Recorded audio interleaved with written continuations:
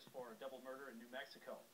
A third escapee, Daniel Renwick, will be tried separately. At the time of the breakout, Renwick was serving time for the murders of his ex-girlfriend and her father in Tucson. A new study claims parents might have reason to be concerned about their teenagers text messaging too much. Researchers linked excessive texting and poor health habits. They found 40% of teens who send more than 100 texts a day had tried cigarettes. They're also more likely to use illicit drugs and have 4 or more sexual partners. Texting has changed the way we live our lives. In fact, some of us can hardly remember our days without it. But there's one group of people who really depend on the instant messages to understand what's going on around them. Fox 11's Samantha Patashkin has the story. It's an all too familiar scene. Everywhere you go, people are texting, especially teenagers like Ashley Warden. It's easier, simple. But for Ashley and her classmates, texting also takes them into a world they're often disconnected from. All my family, we all communicate with each other via text, and it's so much better.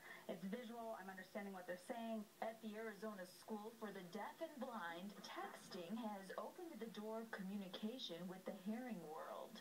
Gone are the days of writing everything down on a piece of paper. Makes me feel like an equal, if you know what I mean. Technology teacher Janice Cripps grew up without texting. She's deaf along with both of her parents. She remembers a much different lifestyle from the one her teenage students take for granted. Back in the day when we didn't have any texting, we had to make sure to agree upon a time that we're going to meet, where we're going to meet, and depend on that. You sometimes get there, your friend hasn't showed up, and you're waiting. There's no way to call them or contact them.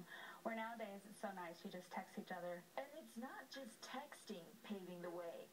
Video chat on iPhones makes it possible to interact with family thousands of miles away. And you think to yourself, wow, we managed to get through that time without that type of communication. I don't even think I could live without it nowadays. That's not to say technology doesn't have its drawbacks. You know, obviously within my own community of those who are deaf, I'd rather sign. Much more fun to communicate that way, more lively. I remember as, you know, a deaf individual growing up with deaf parents, people were always at your door saying, hey, what's going on? When are we going to get together? People were getting together more, where nowadays you just don't see that as much. But the deaf community, living in a fast-paced society where technology can connect complete strangers, says the touch of a button has changed their lives. Samantha Patashkin, Fox 11 News.